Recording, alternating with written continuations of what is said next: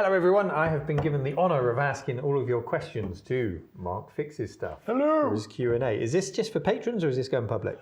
Patrons only asking the questions, but it will be public. Oh, okay. Right, best behaviour then. Mark Fixes Stuff. This video is sponsored by PCBWay. You can get an instant quote on a variety of services, or browse a library of talented makers' designs, add them to your cart, and have them delivered directly to your door. Dave Velociraptor says, what are your plans to get back to normal? Back to normal? I've never been normal. Really, just sort of push on and keep going and see what happens. Yeah. John Orin. Hi John. Says, hello, mate. What camera did you get in the end? Because you've obviously had to replace your equipment. In the end, I got a Blackmagic Pocket Cinema 6K Pro with a Sigma 24-105 lens. I couldn't quite spring for the equivalent Canon version because it was very expensive. I remember looking at these when I was looking at a camera last, and I didn't get one because I was scared that it was completely manual. Yeah. And it didn't come with a lens, and I don't have the experience to know what lens I needed for what I was doing. It's difficult to visualise, isn't it, as well? But because you have a background in photography, you know this stuff, don't you? Yeah, but I think you probably end up doing more work with your Panasonic than you would do with the Blackmagic, but you wouldn't know that until you used them in anger, as it were. Yeah. So yeah, I'm really looking forward to that. But don't expect a massive jump in quality quickly, because I really want to work out the workflow before I start including it into the videos, so I don't end up shooting something that's going to take me like 5 days to edit and everything. So I'm looking forward to that. Yeah. The Steven Spielberg of retro repairs. The Steven Spielberg. As long as I'm not the George Lucas, just ruin everything. Philip Wright, Derek Booth asks, what has been your best video since you started the channel and why? Best video. My best video is your favourite video. Oh, I'm going to pin you down here. So let's just say recent ones. What's your best recent video? I quite enjoyed the last one I did, where I made the was it Fast Load cartridge? I can't remember. It all went up in flames, so I can't remember now. Kind of blocked it out. But I made a cartridge and I started using some macro lenses to get the soldering going. And you could actually see the solder bubbling in the joints. Oh, nice. That's satisfying. So, yeah, I can't remember exactly which one it was, but that macro worked. You had that moment in editing where you were like... I was like, that's it. That's what I want, yeah. And then, of course, I was like, now how can I get this better quality, you know? Yeah, so one of my recent videos with the macro lens. Excellent. Thank you, Derek. Philip Wright says, I have no questions. I'm just glad you and yours are okay. Thank you, Philip. When I saw your video about the fire, I was heartbroken. Oh. I've watched you many times on RMC. Hello. And had just subscribed to your channel when it happened. I don't blame you. It's not your fault. Causation is not. He goes on to say, it's not linked. I've done what I... If you hadn't subscribed to the channel, none of this would have happened. He says, I've done what I could afford to do, and I hope the best for you. Oh, thank you so much. Thank you. From Waterford, PA in the USA. Much love, Phil. Which state is PA? Do you know? Pennsylvania. Pennsylvania? I think. Okay. Is that we'll go with Pennsylvania. Correct if we're wrong, Phil. But... We've all got sat-navs these days. So. Yes. Greg O'Connell, hello Greg, says, hi Mark. Why did you start Mark Fixes Stuff? Yep. And what did you do before starting the channel? And is it your full-time job? Why did I start Mark Fixes Stuff? I was in a few Facebook groups and people were releasing videos, so I decided to make my own, and it was a gameplay video of me playing Manic Miner. And that was quite well received, and people asked for more, so I made more, and just came from there, really. Before that, I worked for Epson, the electronics company, as a technical trainer for Europe, Middle East and Africa. And after that, I was a professional photographer for a number of years. Then I became a DJ. And is MFS your full-time job? Not at the moment. I hope it will be one day. But at the moment, I'm also working events, playing records for people and making them happy. And he says, P.S. I hope the Gummy crew are okay. They're fine. They're always fine. Andrew Ayres says, what system did you learn about later than you wished you'd been able to experience when it was new? The MSX and the MSX2. Oh, okay. Yeah, because we always saw the cassettes of those alongside the Commodores and even the Atari stuff. You know, yeah, not many people knew people with the Ataris, but I never knew anyone with an MSX.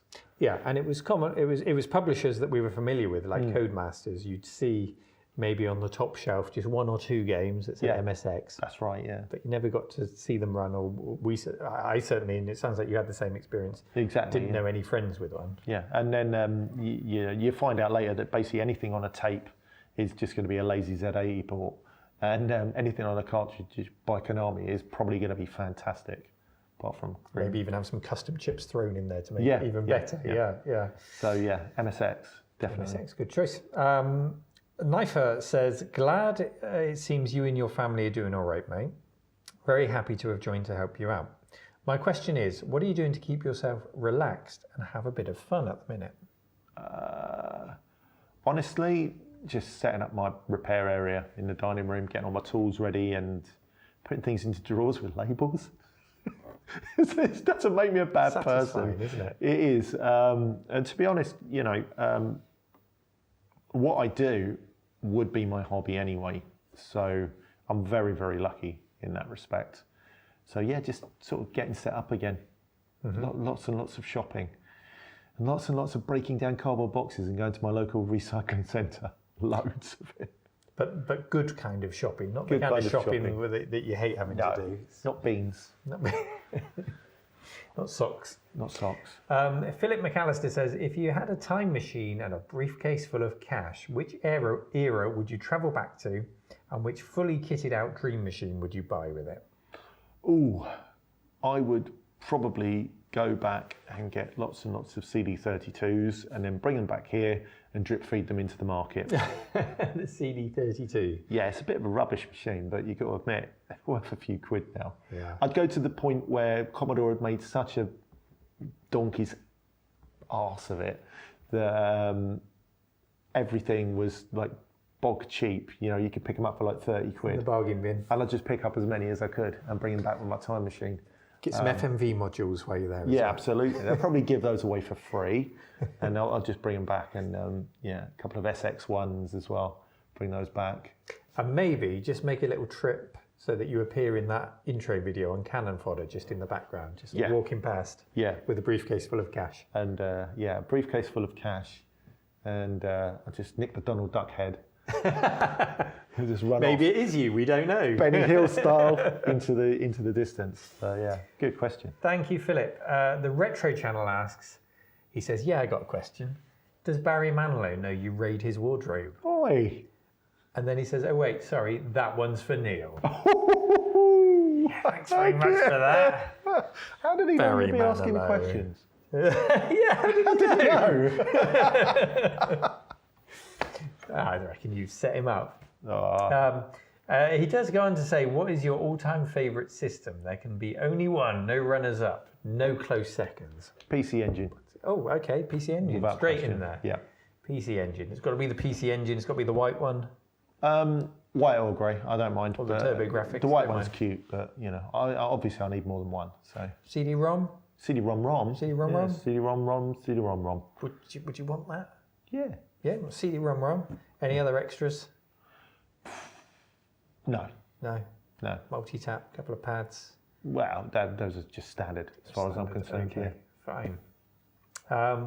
Glad to hear you're getting back on your feet. Wish you and the family all the best. Thank you. Thank you very much. Mr. Lurch, hi Jason. G'day, mate. G'day. He says, given you're having to start from scratch, what are your top 3 must-have machines to get back into the collection, taking into account price, availability, etc.? Top 3 must-have machines. PC Engine, a CD32 so I can put some of those sweet modern add-ons into it, and MSX2, I think. Nice. Yeah. Nice. Yeah, CD32 with a terrible fire is a wonderful, great machine.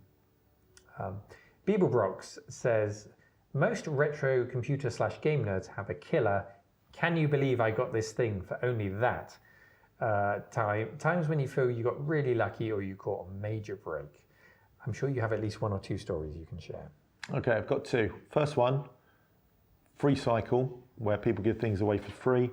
I got a Nintendo and games, and when I went there, it was a Nintendo 64 with probably about 20, 30 box games, amongst which was Conker's Bad Fur Day Complete, which some of you know is worth £150 on a All for good day. free.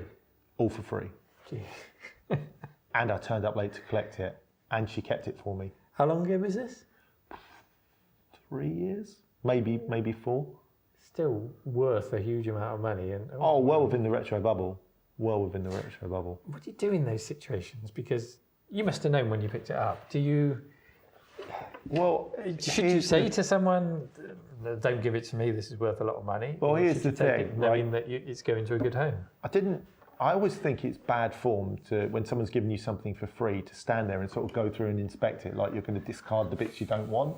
So on the top of this box, which is about yay tall, was a dusty N64 controller with a wonky stick and I think F1 Formula Grand Prix. So I said, thank you very much. And then I drove home with it. And then as I got home, I took it out and I could see there were a lot more games underneath. And there was loads of really decent games in there. Wow. So, Jealous. yeah. Jealous. But I will say, also, in my defence, I'm not accusing you, because In I my would have done defence. exactly the same, yeah. she said, oh, I'm so glad that it's going to a good home because my husband was going to take it to the dump tomorrow. Oh, well, fine. So, Yeah. The other one I got for free was a CPC 464 with the disk drive, DDI 1, and the drive and a load of games, Nice. which unfortunately that perished in the fire. Okay, on to Mark Devlin. Hello, Mark. He Hello, Dev. says, glad to hear you're well. My question is, do you plan to do any more streaming in the future? And did you enjoy the ones over lockdown? And this is something we talked about just before we started filming this. Streaming. Yes, very much so. The ones over lockdown, that was Neil's particularly, were a lot of fun. We developed the Get in the Bin format, which was funny because we threw lemmings in the bin. No, we saved lemmings from the bin. We didn't throw lemmings in the bin. I threw lemmings in the bin when we finished. You just weren't Don't looking. listen to him, Mike. It's rubbish. It's not really rubbish. I just like winding them up. Depends which port. Yeah, well, that's true There as are well. some rubbish I ones. found an arcade port of that, you know. Yeah, there was a cabinet with a rollerball, wasn't there? In the the joystick thing that we've got, it's on that. Oh, the what is it? 20, Pandora's box. 20 something. billion in one. Yeah. None of it's emulated very well. Box. What was the question again? I can't remember. The question was, it was Mark. Hang on, let me find Mark's question. It was Dev, wasn't it? It was. Oh, God, I've completely lost the questions. Hi, Mark. Glad to hear you're well. My question is, do you plan to do any more streaming? Oh, yeah, more streaming. Well, I've got a couple of hundred Twitch followers now, so I really should. I do suffer a bit from choking, though, so I don't like to stream because I don't feel like I've got anything to say, but when I'm streaming, it feels natural. So it's hard to get started, but it's easy to stream, if that makes sense. I think lots of people probably suffer from the same thing. But I will definitely be doing some streams when I've worked out something I can stream, and it'll probably just be me getting a machine with an SD card, and I'll pick like 10 games and just do a stream. It's just because it's nice to chat to people as you do it, rather than say, hey, look at me, I'm some kind of entertainment maven. You put quite a bit of effort once into building this sort of streaming corner, and you got all the different camera angles, and you figured out OBS. Yeah. I think your daughter came and streamed at one point with you. Yeah. And then it kind of stopped. Was that just because you got busy, or did you not enjoy it? Or? I got busy with the real job, and also, I got sort of behind on repairs and bits and bobs like that. So I always considered the YouTube channel as the primary thing that I need to deliver, and the streaming secondary. But I think going forward, what I really need to do is organise my time better, so that maybe I can have a set streaming time. So we'll try. I mean, I can't make any promises because it's difficult, especially when you've got children. And, yeah. Thank you, Mark. On to our next question. Dave T says, what retro computer / console repair do you feel is your most satisfying to date, and why? Oof, that's asking me to pick one of my children. It's difficult to say. I think was there one that was in a particularly bad state that was nice to get all the way back to working? I can't remember what I've done now. You had the Amstrad that was dug out of the ground, but that was never fully restored. That was never fully restored, and it ended up just catching fire. It's really difficult to say. Really difficult to say. I'm going to have to pass on that one. Sorry. Also, when did you have the moment of enlightenment that blue tack is in fact organic? When I saw the Smurfs depositing it in my garden. Thank you, Dave. Cheers, Dave. Lego Commando, did you have any background in electronics before you started your retro fixing, and what was your first retro fix?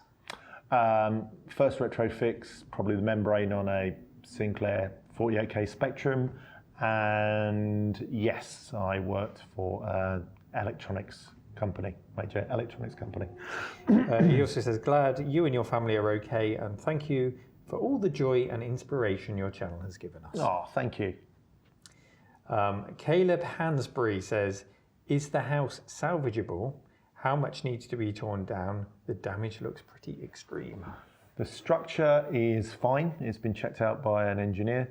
Walls, ceiling, floors, everything, plaster needs to come out and go back in, and it will take between a year and 18 months. Wow. Jeff Murray says, depending on what tools you're able to salvage, again, so sorry, what tools are you going to procure first? What are your must-have tools that you need to get back into repair? I've actually got quite a lot of them, and some of them are donations. So soldering iron, desolder station, hot air rework station, flux, and electronic microscope. They're the things that I need to begin with. It's all the little bits and bobs as well, like desolder wick and IPA, bench power supply, maybe? Not so essential, but I will get one, but yeah. Simon Gould, 8-Bit Tronic, says, glad you are gradually getting back on your feet. Hi, Simon. And I'm hoping that you and your family are coping okay. My question is, did the gummy bears survive? They did, yes. And what filming equipment are you planning on using? So you've talked about your new we've camera. covered that, yeah. Blackmagic. New tripod, lighting? Yep. LED lighting I've gone for. Because I'm in a limited space now in the rental house. I'm on the dining room table, which was the dining room table. I've just taken the whole thing over now, which is quite nice of my wife to not throw me out of the house. And microphones? Yeah, I've got some Boya microphones, wireless microphones, and I've got a Rode shotgun mic as well. Do you combine the two? You have the ambience from the shotgun and then the lapel? I very often don't talk to camera, but when I do, I like to have the lapel microphone, and the shotgun microphone gives all the background noise, like, you know, computer noises and all that sort of stuff. Yep. Matthew Splett, what projects were in progress that you were itching to redo or resume? Well, the Woodland C64 with CPC 464 rather, which will never be resumed because it was claimed by the fire, and the Spectrum Super Build, which also was claimed by the fire. So those are the two that I really regret. The Dreamcast? The Dreamcast is one that I'll do again, although that case was nearly £100. So it feels a bit ouchy getting another one. I was just thinking, if of all the things that you had, yeah. The irony if that Amstrad board had somehow survived the fire, and the restoration could continue. Oh, that would be marvellous. But just need wind to go with earth and fire. Yeah. Oh God, I have a hurricane next. And Matthew also says, as you rebuild, what retro choices will you make differently this time?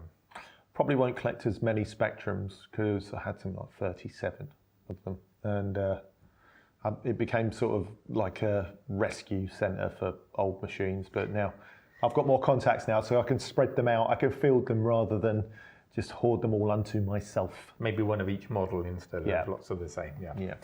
Wayne Robbins, hello Wayne, says, hello, Wayne. Glad to hear that you and your family were okay. Material things can always be replaced, people cannot. We look forward to some more Mark Fixes stuff in the future. I'm sure there's nothing that we can't find for you to replace your lost equipment. Aww. But it's more important that you get your home in order first. So my question is, how good a guitar player were you? Terrible. Did your guitar have more than one pickup head? Yes. I had two single chords and one humbucker at the bridge position. Pardon me. And Wayne says, I have a hunch you were pretty good. Yeah, well, hunches are sometimes wrong, Retro Robbins. Is there any evidence out there of your guitar playing that people can find or not? If people look hard enough. You're going to be coy. You're not going to share that. No. It's out there. John Bailey says, is there anything else that we can do to help you and your family now that you're past the initial shock and horror of the fire? I think maybe I've received enough from the community, so I'd like to thank everyone for that. I'm really in a quite a nice position now, and I'm very, very thankful. So if people want to send me things, that's fine, but you don't need to. If you. Richard Kearney says, what's your Grail computer/console? I know you said the PC Engine earlier. Yeah. So let's go with computer. Okay, Sam Coupe, I think. Oh, nice. Yeah, Sam Coupe, I'd like. Well, yeah, you might have an opportunity to work on one soon. Yeah, lovely. Sometimes it's like other people's kids. It's lovely to visit them, but you can give them back. So Yeah. don't have to store them. Gavin Hasselhurst says, when you were a kid, what was your dream system that perhaps you couldn't get your hands on at the time, and have you been able to get one since as an adult? It's quite a simple one, actually, the Sega Mega Drive, because that was released and it was in the back of all the computing magazines, or the computer and video game magazines. I really, really wanted one, and I know a couple of people had imported them. They looked amazing within the context of the time. And I had loads of them. I had 5 at one point, and that was before I started collecting them. So yes, but now I have none of them. So I mean, we get to play with all these exotic rare computers in the modern do. day, but as kids you can only lust after what you know exists. That's right. And that was what was all glossy and being promoted in the magazines. That's it. And the Mega Drive Yeah. was a big one. Yeah. I mean, even going back to Sam Coupe, I wouldn't have wanted that back in the day, but now I want to see it. Yeah. Like the Tattooing Einstein as well. That's another one. George, sorry if I pronounced that wrong, says, did any original hardware from your youth perish in the flames? Yeah, original 48K Spectrum and probably Commodore 64 that I had back in the day, and what else? Game Boy Advance boxed with all the bits and bobs, which was mine from back in the day. Had the Blockbusters price tag on it as well. Oh, so Definitely. every time you looked at it, you could remember. Yeah, I remember buying it. Yeah. Important. Derek Nags asks, what's your ideal 8-bit computer? Can be an existing one that you pick, or just different things from different machines, just for a bit of fun. Ideal 8-bit computer. You see, the nice thing is all the 8-bit computers are imperfect in their own ways. So I don't know if I'd like a perfect one. I think their imperfections are what drives them. And I think the imperfections from platform to platform are what drove people to be creative with the programming. So I'd say, for me, the perfect 8-bit computer was probably the Spectrum, because it was perfect for me then. But other people's opinions may vary. I wouldn't like to make a hybrid chimera of all of them, because I think that'd take the charm away. Yeah. Good answer. Brad Rogers says, first let me say how glad we are that nobody was physically hurt. Thank you, Brad. Obviously there's been much mental damage done, and we hope that your recovery is going well now. Now to the question. Hard to answer this though, but if you could have saved one of them from the carnage, what would it have been? Oof. One of the machines, probably the Dreamcast, actually. Really? The Dreamcast, yeah. The one that we put the HDMI, digital and everything into. Because all the other things are much easier to replace. Okay, your next. Yeah, restoring machines really. But, I do like to sit down and just build little projects like cartridges and stuff like that. They're quite nice as well. If you could fulfill a dream.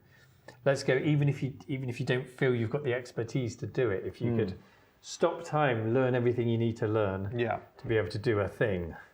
KISS pinball table. Oh, nice. I'd like to restore a KISS pinball table. Okay. Because I just love the colours.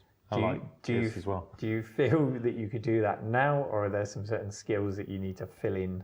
I'd have to learn the skills that went along, but I'd have a decent crack at it. Yeah, definitely. Yeah. It's all solenoids, so it's not too difficult. Lots more mechanical stuff to deal with. Yeah, that'd be a lot of fun. Large format pinball machine would be awesome. Nice. I'd like a pinball machine here at some point. Yeah. Simon Chatterley says, do you have a favourite type of machine, e.g. 8-bit, 16-bit, or are you just passionate about all things retro? All of them, but I certainly like the 8 and 16 bits more than the IBM PC stuff. I'm more drawn to that, yeah. So 8, 16-bit, yeah.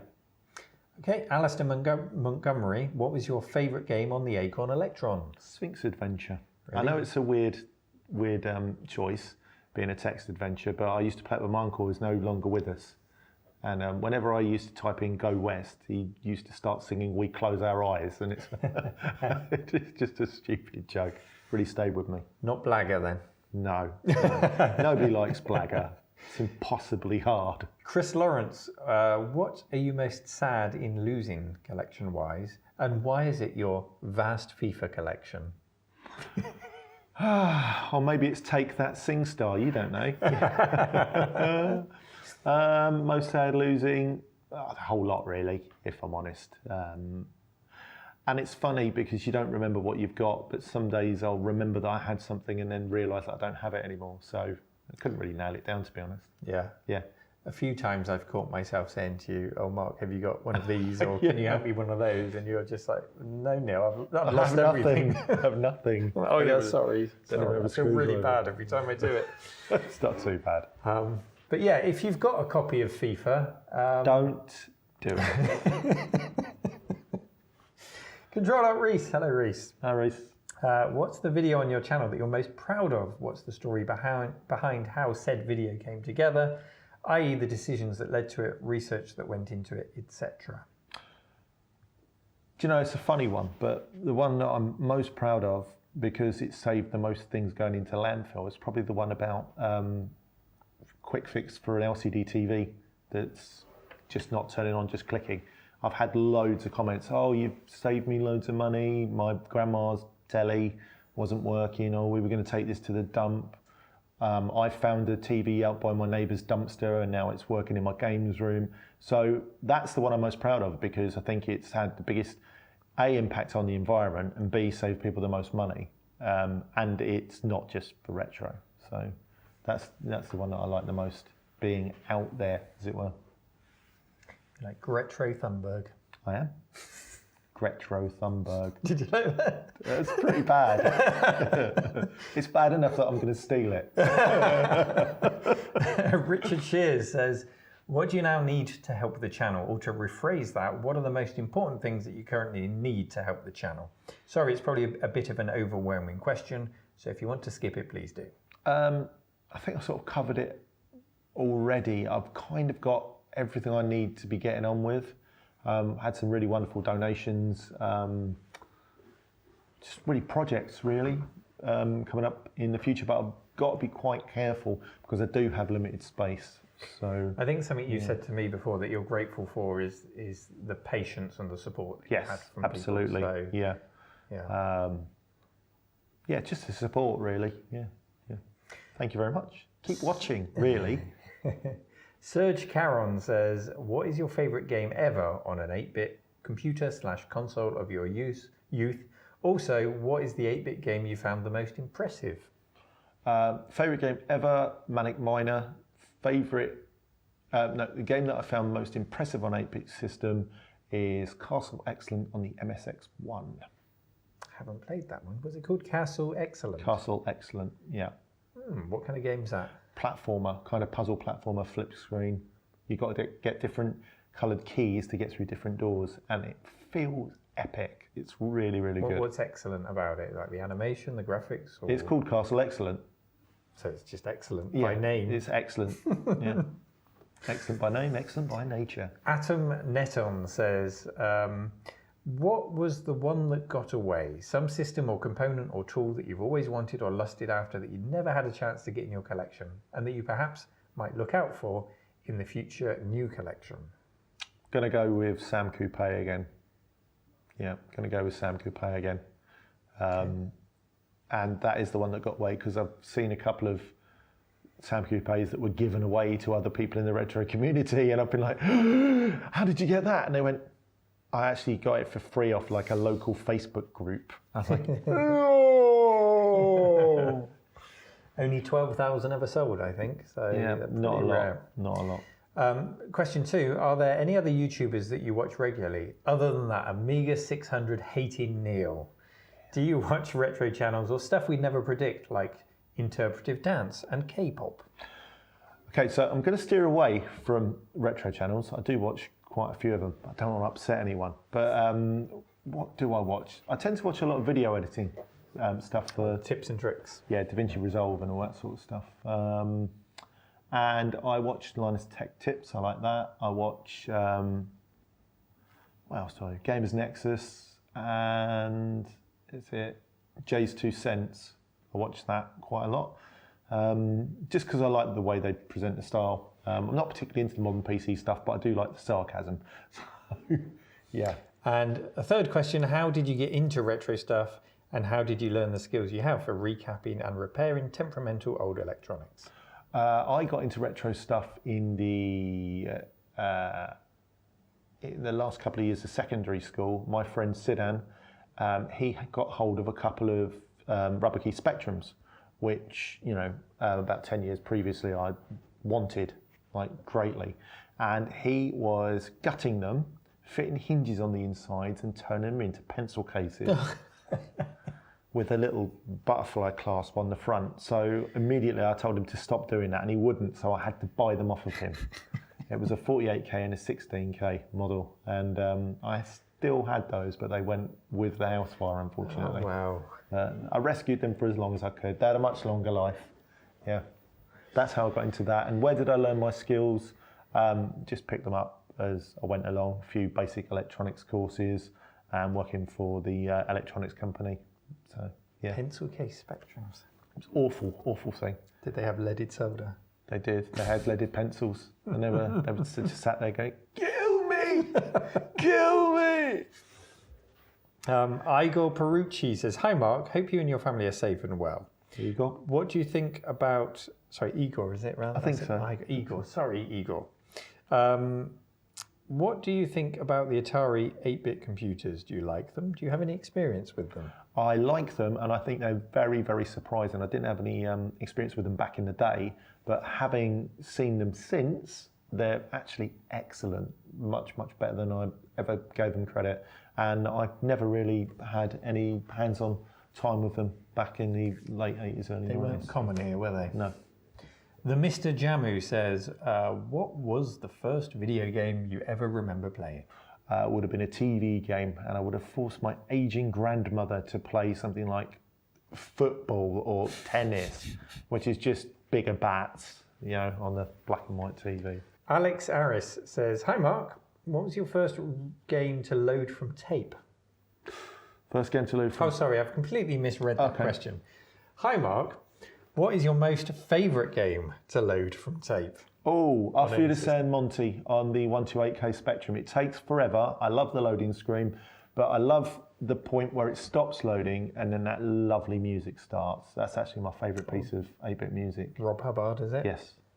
Is it Rob on the Specky? I think so, He's more yeah. famous for his Commodores, but I think it is. I'm not sure now. it probably, when I spoke to him, he used to tell me that his wife actually did a lot of the ports to the other systems. Really? So it might be that his wife did the Spectrum one. I don't know. It's just still pure excellent. speculation. But... Whoever wrote it, it's amazing. I just love it. Do, do, do, do, do, do, do, do. Oh, I love it. Nick Bartle, of all the retro system companies from back in the day, which would you like to have seen survive, and which do you think, had it survived, would have influenced the home computer market the most? Oh, well, I think that was probably Acorn, and I think they probably did do that with ARM, didn't they? I guess the name of the company itself hasn't survived, but with ARM they have. Yeah. But is there another one that didn't survive that you think if they did survive they would have had a big influence? Well, Commodore's the easy one to go for, but it was so badly mismanaged that... Nick Bartle, he actually says, obviously the only right answer is Commodore. Oh, okay. Well, there you go, Commodore. Dinty's Hideaway. What would be a list of essential machines or gear that you need to get going again? Could be anything. I would imagine if this ever happened to me, I might miss my Hakko soldering station or my Weeha screwdrivers. Yeah. Weeha screwdrivers. Is it Weeha, Weehoo? The German ones. W-I-H-A. Yeah, it might be the German ones. Weeha. I've just been donated a load of those screwdrivers. They're absolutely excellent. Yeah, I mean, I'm not really a tools snob, but it's got to work and got to be reliable. So I'm quite happy with Duratool stuff, to be honest. It doesn't have to be Hakko or anything. Weller, it's great. Okay, we got down to Ian White. Hello, Ian. What is the plan going forward? Putting all tech aside, would you consider making a second channel documenting the rebuild? I'm going to say no, because it takes quite a lot of work to maintain even one channel, and a second channel documenting the rebuild. I know Elliot did really well with that on the Retro Future, but there's really not going to be that amount of interesting work going on. I'm handing it all over to the insurer to do it anyway, so yeah. Will you just sort of take a bit of video here and there and chuck it in a folder, and then maybe one day... Yeah, I'll keep everybody up to date with what's going on. Okay. But I don't think it'll be that interesting. Dave Draper, as a kid, did you ever have a local place to go and play arcade games? If so, what was the game you enjoyed to play the most on the arcade? And did it ever get a port to your favourite home computer for you to enjoy? It was up the local burger bar, and they usually had things like Commando, and the one I pick out, probably Double Dragon. Oh no, actually no, Dragon Ninja, and that did actually have a home port, which was terrible. And yes, I did buy it. Are you a bad enough dude? I'm not. I couldn't save President Ronnie. Oil of Hope. If Mark didn't fix stuff, what would Mark do instead? What is the highest mountain Mark ever climbed? And what is Mark's favourite metal band? What would I do instead? Probably start a cult. Highest mountain I've ever climbed, no mountains. And favourite metal band, Megadeth. What about a hill? What was the highest hill you've ever been up? I've been up Glastonbury Tor. There we go, Glastonbury. That's quite high. Good. Count Duckula. Ooh. What is the origin of the gummy helpers? I think the Haribo factory. I think that's where they come from. What is your greatest repair success and failure? Any memorable lessons from them? So hard. It's like you couldn't answer this one earlier. That was on your greatest success. So what about failure? Is anyone that's really got to, any attempted repair that's really got to you that you couldn't do it? Oof, when I tried to repair your Neo Geo Pocket Color, which had all the battery leak, and I got it almost working, and then I went to rework it all, and it just died terribly. I don't think any video ever came out.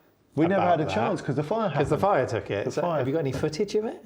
I think I have. Yeah, I think I might be able to dig that out, but yeah, it just leaked all over, and you did incredibly well to get anything out of it. And I got it working, but then the screen died, and I ordered a screen, and we were going to continue, and then the fire happened. So that's my greatest failure. The middle bit where I killed it after repairing it. It happens sometimes, though. I'm not going to lie to people. You know, you got to leave your flaws in there, otherwise it's just dishonest. Retro Game On. Any recommendation for an affordable desoldering gun? Just go for the Duratool. I think it's D068 or 78 or something. It's the one that you see me using all the time. Just go for that. It's the one that goes moo. The moo gun, yeah. Paul Horton, is it just me? Or is this show littered with penis gags? It's just you, Paul. You have a filthy mind. Aspinari, bacon or sausage? Yes. Bonus second question, pancakes or waffles? Yes. ZX Spectrum, Mark, kia ora from Wellington, New Zealand. Kia ora, mate. What was the most rewarding repair in your career and why? Cool. It's the same one again, isn't it? Well, this is rewarding, so it might not have been the most difficult, but you might have felt the most rewarded by it. I guess you've mentioned the LCD. You found quite rewarding. Yeah, there is that, but also the repair that I found the easiest, which rewarded me the most, was the 3DOs with the capacitors, which dry out. Right next to the PSU. Yeah, I did dozens of those, which is good because it's nice to be able to get machines working and back out there. So that's probably up there as one of the easiest but most rewarding fixes, I'd say, probably. Andrew S. Regarding setting up the videos again, I saw on Twitter a suggestion that you use part of the RMC secret arcade space for your studio to your backup and running again. Might we see Mark Fix's stuff hosted by The Cave for a bit? The wonderful Cave. There's a small problem. I mean, you're more than welcome to do that, but there's a slight snag in that plan. You did actually offer. You did offer. I did. Neil did offer, but the problem is that where I live and where the cave is located is about an hour and a half drive. So it's not really a comfortable commute. And I try to come here, once a week, but it's not somewhere where I could easily work. And I keep quite strange hours as well. I work around my children's schooling because a couple of my kids have got special needs. So I can work quite late into the night, and I don't want to work in this building late at night because it's haunted. I will wake up to messages that Mark sent me on Discord at 3, 4 in the morning. Just because those are the hours that you've got the time and the space to work. Yeah. And also the secret arcade is sacrosanct. So we don't want to tread on that hallowed ground until we've reached the goal. And where are we on the road now? Don't worry. Don't worry about my channel, Mark. Oh, I'm worried about getting all those arcade machines in. That's what I want. The goal is to get you a gym subscription so you can get those arcade machines up the stairs. Oh, I don't know about gym subscription. Mate, my money to start subscribing to a bloody funeral plan after getting all this stuff up here. Jeremy Rayner, I was so sorry to hear about your fire. Thank you, Jeremy. You and your family are doing okay. Thank you, sir. I'm sorry to even have to ask these questions, but you seem uniquely placed to help others right now. So, it could so easily happen to any of us. What reasonable fire prevention tips would you offer the retro community, e.g. unplugging kit overnight, removing batteries, storing batteries separately, surge protectors, things like that, daisy chaining sockets, anything? I guess this is kind of looking with hindsight as to how your setup was. What tips would you offer people? Or are you implementing different ways of setting things up now to prevent that? I mean, the problem is we know it was an electrical fire, but we don't know what started it. My suspicion would be, out of all the things that I might have had plugged in, would be a dodgy phone charger.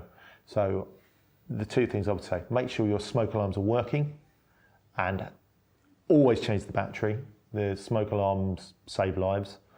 And buy branded chargers, and if at all possible, don't leave anything that looks cheap or tacky or too light or rubbish plugged in, which I don't know what caused it, so I'm not going to implicate myself on video. So difficult now, isn't it? Because it is. You go onto somewhere like Amazon and you go, I'll just get a cheap charger. Yes. But so much slips through Amazon. It does.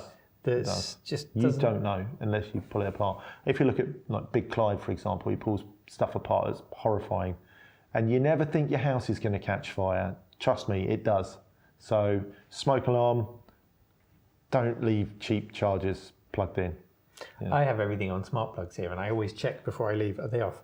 But then I'm thinking, well, are the smart plugs cheap? Are the smart plugs themselves going to burst into flames? Because they're still technically on. You just don't know. And there's a lot of recriminations after something catches fire, and you blame yourself and what could you have done differently. But, as long as you're alive, there's lessons to be learned.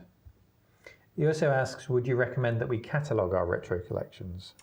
I'm uniquely lucky, perhaps, that most of the things I've got are on videos or I've shown to my patrons via little vlogs and stuff, so I can screen capture it. But if you've got anything of value, then make sure you do sort of have some kind of picture of it, and also make sure that your contents on your house is high enough to cover that. You don't specifically need a list.